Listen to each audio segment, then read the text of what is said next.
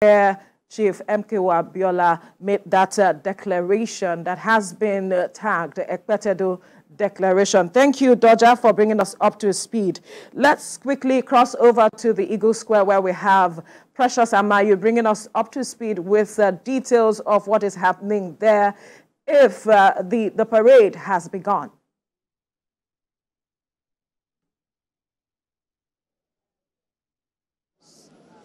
So, Veronica,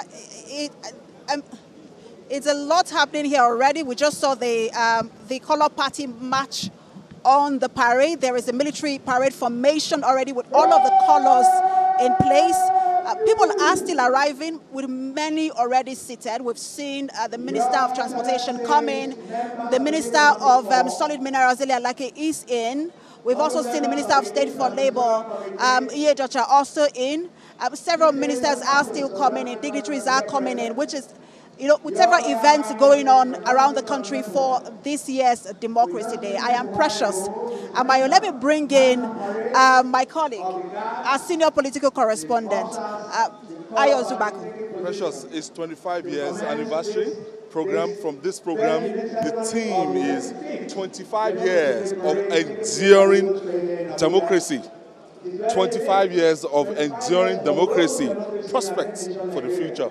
So that's the theme of today's parade holding at the Eagle Square. So any moment from now, we expect the VIP, the invited guests. We've seen the principal officers of the National Assembly coming into the state box, and a lot of Nigerians, they are here to witness 25 years of unbroken democracy in Nigeria. Precious, this is noteworthy.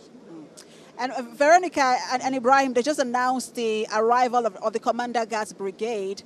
Earlier, they also announced the arrival of the second commander of the Guards Brigade. And the thing with that, the second Guards Brigade, we're talking about it earlier. In 1994. He was born in 1994, and that's a year after that election. Yes. He served in 2018, which is the same year where President Muhammadu Buhari declared June 12 as a new Democracy Day, which is quite significant. I'm sure they thought of all of that in picking the second very young officer. Yes, he entered through the short service. He went to the University of Nigeria, Ahmadu Bello. He read architecture, and he enrolled through the short service in that 2018. And it's noteworthy to talk about the speech of Mr. President early today.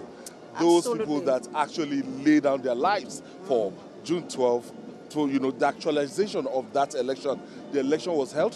40 million Nigerians came out to exercise their franchise. And it's noteworthy, the acclaimed winner of that election, his running mate was actually, a Muslim. And the running mate was Babagana Kingibe, was actually a Muslim. And the flag bearer, Moshood Kashimawale Olawale Abiola, was actually a Muslim. At that time, across religious divide, he won Bashir Tofa in Kano State. If you see the breakdown of the results after Humphrey Nwosu wrote his book, and those people that paid the ultimate prize, people like Alfred Riwani, people like Anthony Enaro, they are no more here today. Kudirat Abiola. But we have some that are still alive. Chima Ubani. Those people paid them. He died years later. He was the SCG president of the University of Nigeria. And it was a civil liberty organization. We also have the likes of Olisak. Journalists. Yes, Olisak Bakuba. The president took his time. He mentioned names. For the first time, the government of Nigeria will be acknowledging people that played that been very, very, a pivotal role in the actualization of June 12. Ayo Wadokun. Ayo Adebanjo, Ayo Paduku is still alive. Ayo Adebanjo is still alive. Do you understand? And even the leader of the NADECO then, that's a lot of this society organization and joint action from Wole Soyinka. Some of them are, they're still there with us, and they paid the people like Professor price. Murray. Yes. I think one of the things that also stood out for me in the speech was how the president sort of sectionalized everyone who played a role. Yeah. He mentioned those who went on exile. Yes. Those who stayed back and did not go on exile just to keep fighting. And those who died in the process. I told you earlier, the president even led the exile movement. People that actually went through the famous NADECO routes that left the country. the military government that time kept hounding these people, and the best way out is to just look for the famous Nadeko route to leave Nigeria. And Bola Tinubu was part of the activists, Dele Momodu, people, Kaide Fayemi, people were outside the country, and they kept, running this thing, and they kept building up a kind of coalition with the National Democratic Coalition, that's Nadeko, to see to the actualization of June 12, 1993 election. People that paid the ultimate price, people like Kudirat Abiola that was gone down along 7 Up there in Alausa until today, and she laid down, she paid the ultimate price for what we have today as Democracy Day. So years down the line, the President of the Federal Republic of Nigeria, he has gone beyond what President Muhammadu Buhari did in 2018. Today is actually Democracy Day in Nigeria. I just wanted to take a portion of what the president said, which I thought that was very remarkable and very profound when he said it. He said the power of an idea, the power of the people proved more potent than all the guns and munitions and the threats of the strong men. Nigeria has always been about the power of the people. The resilience of the people is the reason why we are still here, against all odds, against all predictions. I mean, you've heard some of those predictions. One came in 2015. There was one that came even during the elections in 2023. Even immediately after the 1999 election, after the then President Olusegun Obasanjo actually set up our own Truth and Reconciliation Committee, what we know today as the Oputa panel. In that Oputa panel, revelations of what happened before, on, and after June 12, 1998 election, how the military, how they had a special squad, how those squads actually, the likes of Femi Falana, the role they played there. Femi Falana is still with us, Olisa Agbakoba, if you want to, they're still there. There's some people, Dele Alake. And most of them have gone out to write books. Yes. I know Humphrey also wrote a book, even though there was some sort of criticism, about, absorbing Babangida of some blame, and people felt that, he shouldn't have done that, but he wrote the results of the election, yes. But he played a great role in that. Results. Yeah. So if you, and I like the fact that they've written books just from their own perspective of what happened, so that we have a proper understanding when you put all of that together. But I just wanted to sort of tell the people before we get back to the president's speech of some of the things that we are going to see here today. We already have seen the military formation. The symbolism of the military parade, is that it's almost as if the military is saying, especially in the democratic era, that the military is saying we are committed to civilian rule. Yes. We are going to collaborate with the democratic elected government to lead. Because we've had several calls, from all quarters before the election calling for a military takeover. And we saw the very stern response from the military saying that is never going to happen. So to have this parade is very symbolic. We're going to see the military receive the CDS. That's the Chief of Defense Staff. That's the Commander Guard Brigade will receive the CDS at some point. Then after that, he will receive the Minister of the FCT and the Minister of Defense together, because they are the key ministries involved here today. He would then receive the Chief Justice of Nigeria, which is also very symbolic. That's a different arm of government that comes together to form democracy. He will also receive the Speaker of the House of Representatives and the President of the Senate. After that, he will receive the Vice President, and then he will eventually now receive the President, who will give the permission for the parade to begin, and then the parade will begin in slow and quick march. So we're going to see all of that play out with a bit of entertainment from the Guard Brigade Piper, whom I think that I'm really, I love them. I can't wait to hear them play today. There is this item 11 there that the Commander-in-Chief, that's remarked from the Commander-in-Chief. The President might not be speaking here today. He already addressed the nation. He addressed the nation earlier. So he's going to follow inspect the guard of honor. After inspecting the guard of honor, and we're going to dwell so much on his earlier speech. It's quite profound. Very, very, very profound. He also touched on a lot of things in that speech. There was the economy, he touched on, every aspect of, of the country. And people have been waiting. So it's one of the things people talked about in that last administration, that there was not enough communication. But we're seeing... Security behind me is so kind of colorful. All right, so let us give you a view of this. As the arrivals come in, we will give you, that's a sport club. Yeah, that's a sport club. As the arrival comes in, we will just give you a view of it, just so you catch what's going on at the Eagle Square. But I was talking about the president's speech, touching on every aspect of the economy and how people have said that in last administration there was not much communication. But we're seeing how the president has consistently communicated, either on special days or even just, intermittently. And it's symbolic that June 12, after a lot of administration since 1999, some states in Southwest will just declare it as a public holiday. So Lagos State, Oyo State, Osun State, it was limited to the Southwest. Since 1999, there has not been this collective effort, like the giant stride took by the former president, Muhammadu Buhari, of coming to say a day is Democracy Day.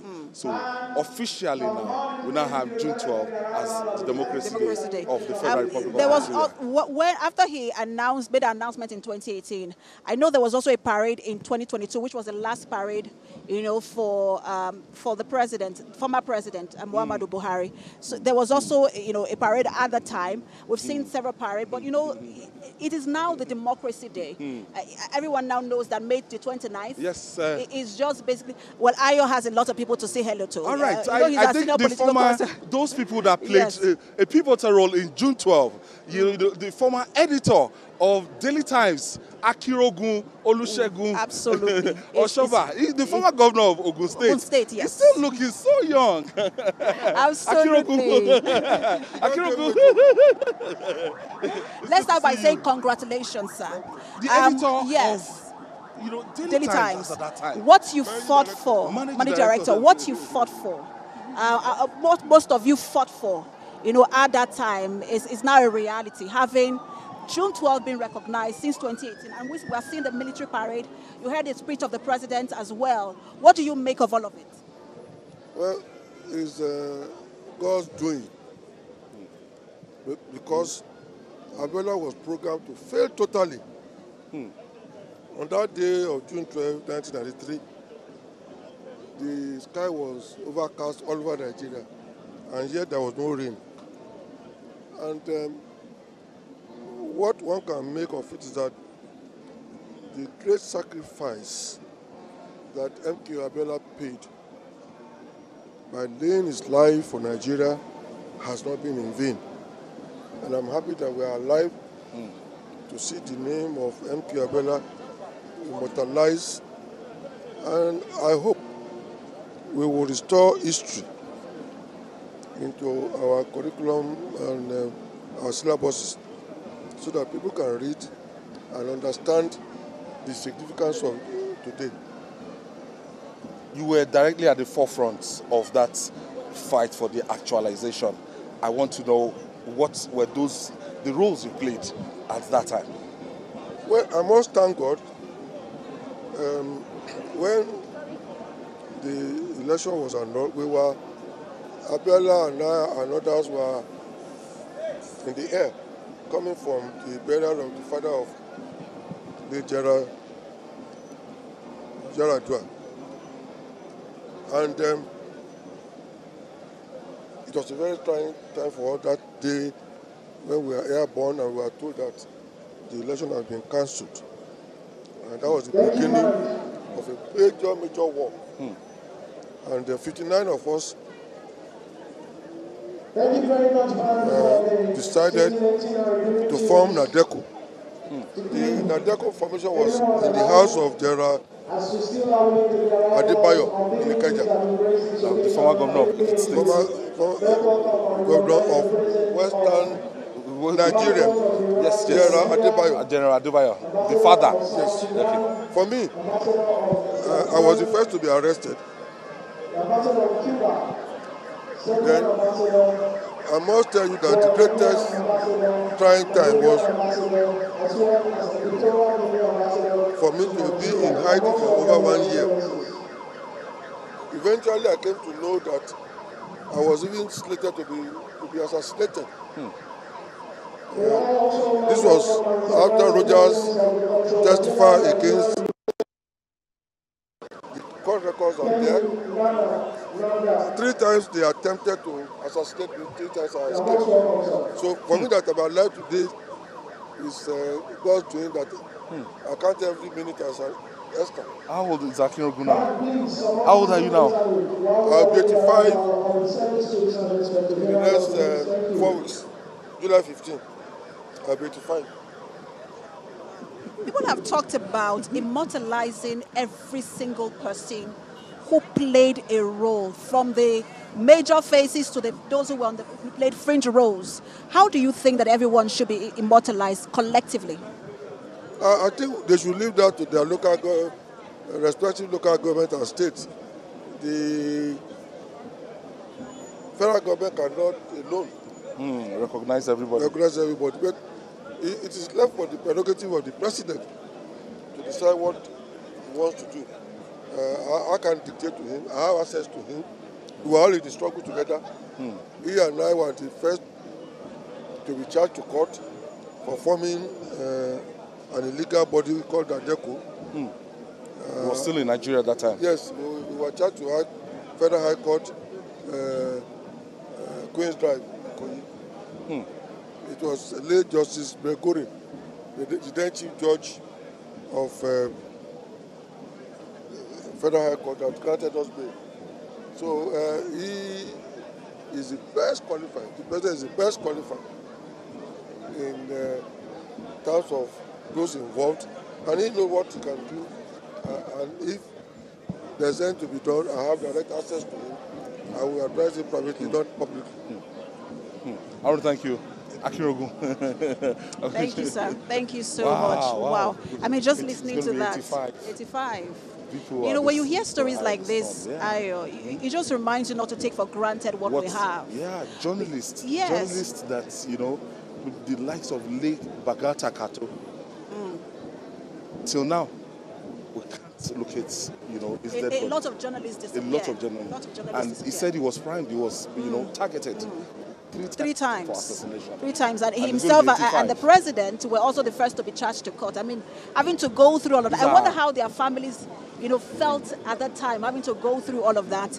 You know, it's a call, you know, to all of us not to take our democracy for granted. People died for it. People fought for it. It's something that we must continue to guard, you know, with all jealousy. But whilst we were speaking, let's just also inform you that there are a lot of foreign dignitaries here. Yes. The ambassador of Sudan to Nigeria is here. South Sudan. The ambassador of Japan to Nigeria is here. The ambassador of I think it's Rwanda to Nigeria as well is here. So there are a lot of foreign dignitaries also, you know, celebrating with Nigeria's with Nigeria on this particular day. In order of the program, now we have the arrival of the service chiefs and the Inspector General of Police. So after that, we expect the Chief of Defense Staff. We expect the permanent secretaries. We expect all the honorable ministers, members of the National Assembly. We expect honorable ministers of defense for the Federal Capital Territory. We expect secretary of the government of the Federation. We also expect the former president, heads and vice president. Absolutely. And in order like that, we expect the Chief Justice of Nigeria. After the Chief Justice of Nigeria, we expect the Senate President, that's the Chairman of the National Assembly, and the Speaker of the House of Representatives. From there, we expect the Vice President of the Federal Republic of Nigeria and the Commander-in-Chief there around at about 10 a.m. will be here with us. You know, having the president who also played a role in the struggle sort of gives a lot of depth. Yes, participant. You know, also gives a lot of depth and meaning, you know, and symbolism to what today means, you know, in our history. I've heard people talk about how we have a national museum. Perhaps there should be a section for June 12th where, you know, you have all the faces, all of the, you know, activities and struggles documented. Hall of Fame. All of the Hall of Fame, for, you know, at the National Museum, that people, even generations of people mentioned by Mr. President by today. the President. Because this is the first time that it's going to be done officially that people will be mentioned, you know, Yes. before we've been reading Yes. about it, that the president and the federal government will be mentioning name and acknowledging the roles played by these individuals. Absolutely, and perhaps why it should be well documented, so that generations unborn will come and understand the significance of today. In a continent where we've seen several coups, Ayo. We've seen several. I mean, we have had coups in Nigeria as well since 1966. So we need to understand that. Look, what we have doesn't. I mean, we just saw coups again in West Africa recently. So what we have is stability since 1999. 1999 is not something to be taken for granted. And not looking at what is happening to the resurgence of military coup d'etat around Africa, especially in our West African region. I mean, right Nigeria now. just had a coup recently as well. And you know how the West sort of also looks to Nigeria and a few countries for stability, especially in ECOWAS region and in Africa as well. So we need to understand the weight of what we have. Nothing must happen to Nigerian democracy. You imagine the most populous black nation of over 200 million people. Now, we can't afford a refugee situation in this country. We can't afford any kind of instability or any threats to our democracy. And you've heard the military say, look, we're not going to tolerate that. Anybody who takes arm against the country, we are going to come hard on that person. And that's why, as we said earlier, this military parade is very, very symbolic, because it's saying, look, we are working in collaboration with the democratic elected government to ensure that democracy thrives in the country. Again, just to inform you that the service chiefs have arrived, and that's the Chief of Army Staff. That's immediately after the arrival of the Inspector General of Police. Now we have the service chief. That's the Chief of Army Staff, the Chief of Naval Staff, and the Chief of Air Staff, along with, the Chief of Defense Staff. All right. Okay, we have joining us again the Honorable Minister of Sports. Joining us. As we're thank you so much. Democracy Day. Okay. Thank you for joining us, sir. Yes, thank you, and happy Democracy Day. Happy Democracy Day to you. Nigerians are not too happy with the performance of the Super Eagles. Yes, it's Democracy Day today, but Nigerians expect that hopefully we'll be able to compensate Nigerians with the qualification of, the Super Eagles to the next World Cup. Nigerians have good reason not to be happy. In fact, even as Sports Development Minister, I'm about the most unhappy person. And steps are being taken to see how much we can reassure Nigerians about the fact that, in spite of how slim the chances are, that everything is going to be done.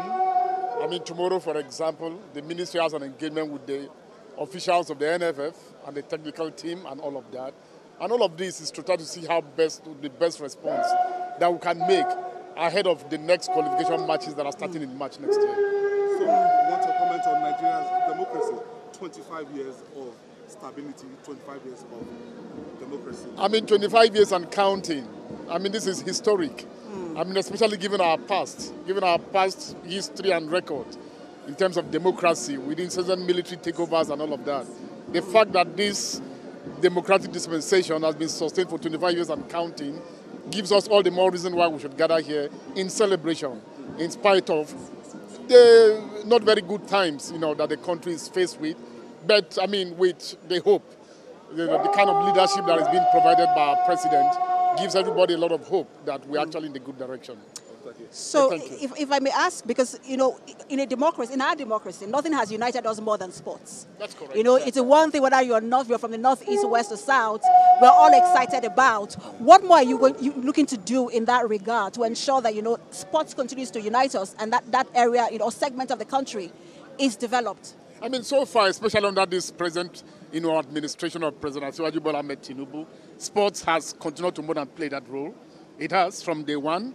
I mean, a lot of firsts have been recorded. There are a lot of landmark decisions that have been taken. I mean, the only downside is because of the outcome of the last 2 World Cup qualification matches in football. And I think that, the officials and the administrators of football more than realize so, that especially at moments like this, when the government is trying to get us through very tough and difficult times, that sports and especially football should come in handy. And I think that everybody is trying to make sure that continues to remain the case. How about other sports? I think for the first time we're going to have badminton represented in the Olympics. I saw that someone is going to go for the Olympics for badminton. Are we looking to expand this to other sports beyond football? I mean, other sports are doing pretty good. I mean, is it athletics? You just talked about badminton. A few days ago, we had the first female who qualified for the high jump. That's the first time it was qualified in several years. So sport by sport, a lot of progress is being made. We are top there. I mean, the only thing that tends to doubt that a bit is because of the great followership that football has in Nigeria. But even in football, after more than 16 years, the female national team, the Super Falcons, have qualified for the Olympics. So you can go on and on. I mean, a few days ago, both the Senate and the House of Reps passed for the first time in more than 20 years the anti-doping bill, which has continued to be a challenge to our country's sportsmen and women in terms of our relationship with the World Athletic, Doping Agency. Honourable Minister, I want to thank you. Thank you so much for your time. Thank you for your time. Again, sports unites us all. You saw what happened during the Cup of African Nations, yes, where we came second, sadly, yes, but it was a good place to also emerge. Other countries dropped out, but we you don't saw talk that about our fault lines when it comes to sports. When it's when they're playing, we don't talk our about team. Perhaps we should bring all of that into how we support said our one country thing, as well. It's not about perfection of this democracy right now. It's not that all is well. It's not as if everything is going on well in the country. But while we are looking at the tough side, we are looking at the bright side of democracy, saying that look, we are not there yet. 34% inflation, we are not there yet. The level of unemployment, poverty, and everything, we are not there yet. Economically, we are not there yet. Yes. But then we still have democracy to nurture. For every system of government, the expectation is that you provide public goods, whether it's infrastructure, whether it's health, whether it's education. But democracy experts will tell you that democracy is the only system of government where you can hold government accountable, and then you can speak up. Yes. I mean, that's what democracy does for you. And that's something that, During the military, during the military rule, there was no freedom of speech, no freedom of assembly. People got missing after speaking up. Don't forget, the likes of Frank Kokori, of the National Union of who passed recently. Nupeng at that time. And don't forget a lot of people that they were actually charged for sedition. A lot of people were charged for treason because of speaking up, absolutely, against the military junta of the day. The freedom of expression, the freedom of assembly, civil liberties, press freedom. We are doing this now. It's also press freedom that we're enjoying in a democracy. You're not guarded as to what to say. As at that time, we didn't have the deregulation of the broadcast sector. I grew up as a young man that we wait for the Nigerian Television Authority 4 p.m. Oh, really? Because somebody made a joke earlier, and they said you were a journalist. In 1993, I'm like, how old is Ayo? But that's a joke. All right, that was my prime, but I noticed when the likes of Khalifa Omoyele Show and Segun Mayegun, when they will always go to Yaba and that Yaba area to push for the annulment of that particular election. They'll be tear gassed, and I witnessed that as a young man and not as a journalist. Perhaps you should write your own book of what you witnessed. All right, so far we've seen the arrival of the Inspector General of Police, the Chief of Defense Staff, the Chief of Army Staff, the Chief of Naval Staff, and that's all the service chiefs, secretaries. And the Director General. All the federal ministries are parastatal to, ongoing right now. Absolutely. Their arrival. And then the Speaker of the House of Representatives, the President of the Senate, the CGN as well, the Vice President, and then the President. All of the yes, and that's the beauty of democracy. And so we're expecting all of those arrivals, and they will all be received by the Commander Guards Brigade. He will herald, their arrival, and then again in the cause of it all, we're going to also hear the Guards Brigade bagpiper. Also, the Guards Brigade bagpiper also play. largest. Yes, the world's largest painting. Around. Oh, absolutely. Please, let's have it. I have been looking at that and wondering what it means. Hello. What's your name? My name. Okay, what's this?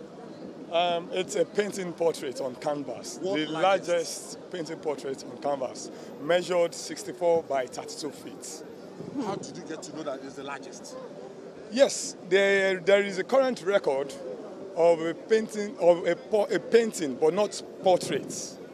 So this is the first. This is a new record of a portrait. Can we get your name again? I know you said that. Okpeyemi Alaba, Olaore is my name. Okpeyemi Alaba. What inspired this? Hope. Nigerians, we are so resilient people. Nigerians, we don't give up.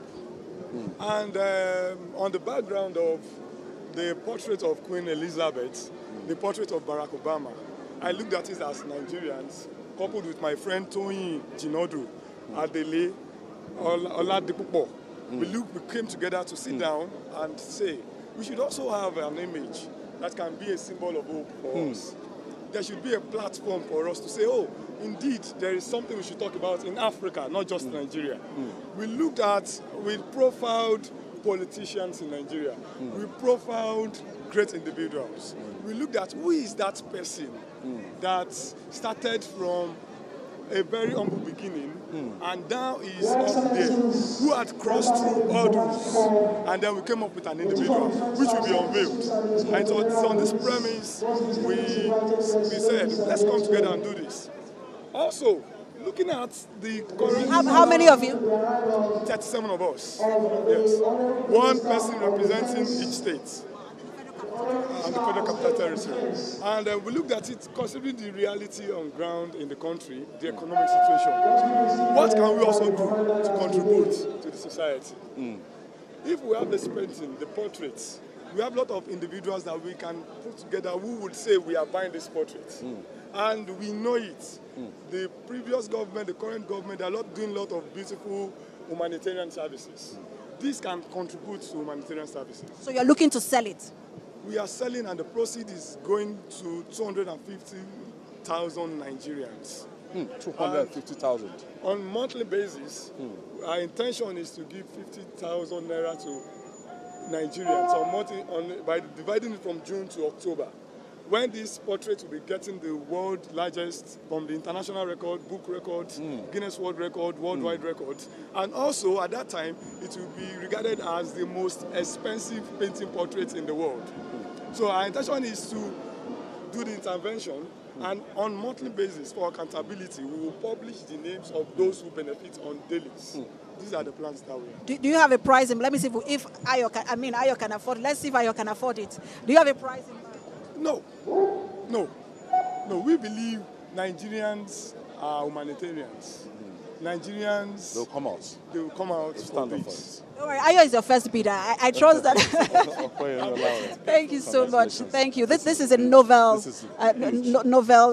record you're starting. Thank you so much. I'm sure we'll see it unveiled later and we'll see what's behind that curtain. Thank you for your time. Talking about a nation with talented people all around. Absolutely. Are you talking about Scrabble? Are you talking about we are going to dominate that Guinness, Guinness Book of Records? You know the spirit of Nigerians. Yes. One person starts it, everybody's inspired by it. Yes, in the next 10 years, just watch out for us. Absolutely. This is, 37 people came together to do this. Talk about unity, Ayo. He said 37 people did it. A representative from each state and the Federal Capital Territory. It also speaks to a unity. I like the thought and the thinking behind it to ensure that it also encapsulates the idea of unity and democracy. It's novel, quite novel. It is. So, we're still on to the live transmission of our Democracy Day Parade. 25th. Absolutely. 25th anniversary parade program holding here at Eagle Square in Abuja. And I told you earlier that this year's theme is 25 years of enduring democracy. Prospect for the future.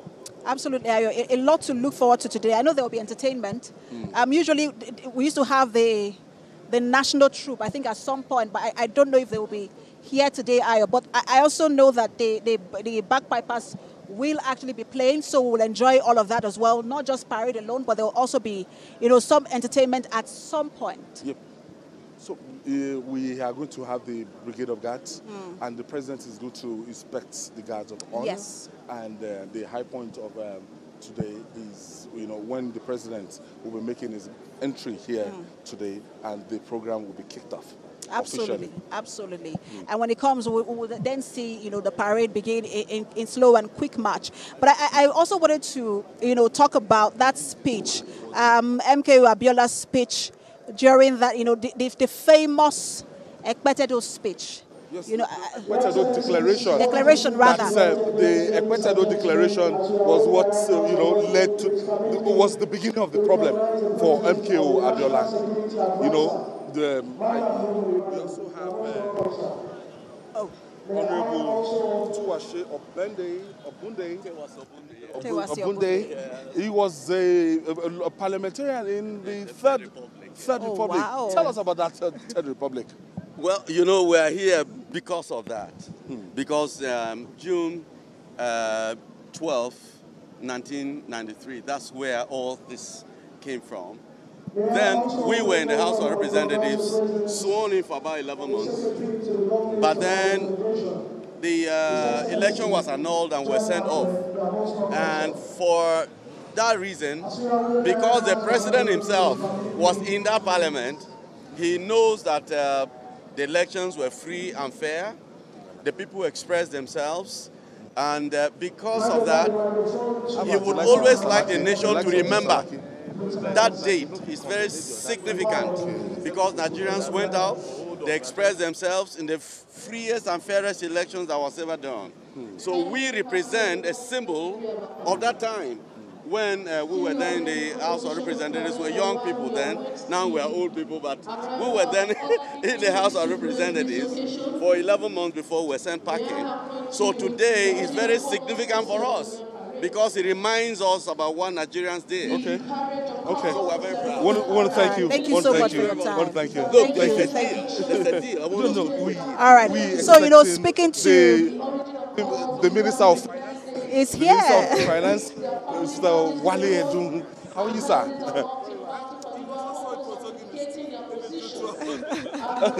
Good to have you. Happy Democracy Day. June 12, 1993, I was lining up to vote. Option A4, I believe it was then. So I voted on that day. I remember that day very well. It was a very historic day when we voted. As a close associate of the President, Mr. President, I know that he was neck deep involved in, the struggle. What role did you play there? Well, we all know the relationship he played. At that time, I remember that he had opted to leave the business sector and enter into politics. And of course, once the election was held and the result was not released, he joined the struggle and he was at the forefront of the struggle.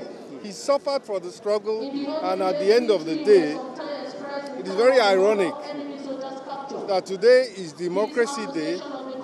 Today marks the real essence of democracy, which is government of the people, for the people, and by the people.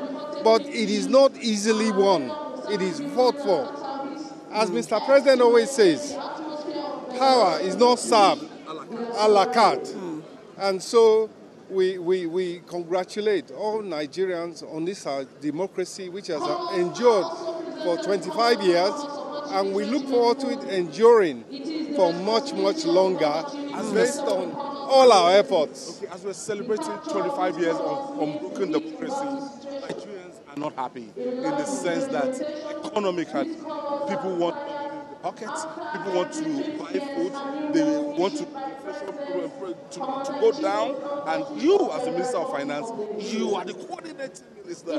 So what are you doing to ease the pains of Nigerians? What I would say is this. Despite all the measures and all the economic analysis and so forth, the concentration now, the effort now, And the focus now is on providing relief for Nigerians, food relief, direct payments to them, and also for the oncoming planting season, fertilizer and other inputs for small farmers. So the concentration now is helping Nigerians with the cost of living. All the other things are on track, but we must now focus on what we call the social safety net, providing money to Nigerians to buy food and providing food itself to Nigerians. That is the short term, because there is a really serious situation regarding nutrition and regarding food, and that's what we are concentrating on. Do you have a timeline of turning the curve? I would say, and in all honesty, in a way, the curve has been turned, but what matters is the timeline in which Nigerians feel the benefit. And that is what we're concentrating on. And the sooner the better. We have to deliver, and we have to deliver very, very quickly, and we are very aware of that.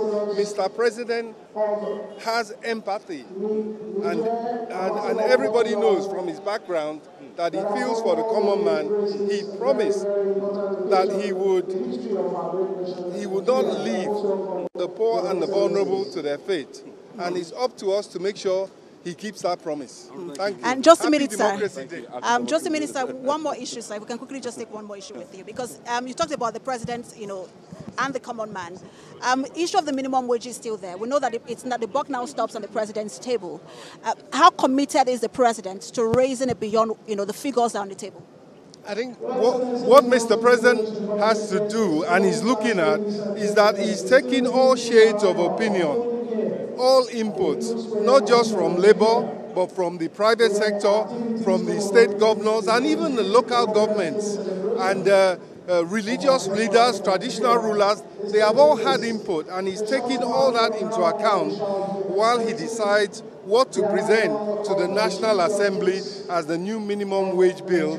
But definitely, he has the interest of workers at heart. Thank you so much for your time. Thank you. We have the Honorable Minister of Budget and Planning. Absolutely. His Excellency, former governor of Kebbi State. It's no coincidence that we're speaking with the people who are responsible for our economy. Happy Democracy Day. What matters to Nigerians? I mean, one of the things we're talking to the Minister of Finance about as well, is that beyond Democracy Day, democracy to a lot of Nigerians is food on the table.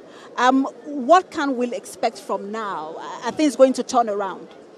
They are turning around because more than anything else, we have decided that let us confront our reality.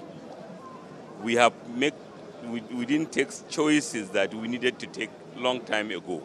25 years ago, when the Third Republic unfolded, Nigeria's population was about 119 million. Today is about 230 million, so our population have doubled.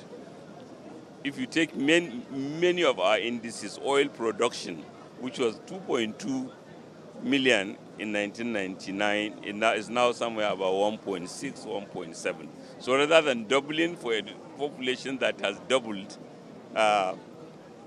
comedy of errors, decisions that have been delayed has made us to underinvest. And now President Asiwaju Bola Ahmed Tinubu came in with mandate from all Nigerians and said, look, let us confront our reality. Let us put place a sustainable macroeconomic reform that will ensure that we continue to generate more investment that can fund our priorities, whether it's education, health, social services, infrastructure, and all those things that are needed to take Nigeria to its place of pride among the Committee of Nations.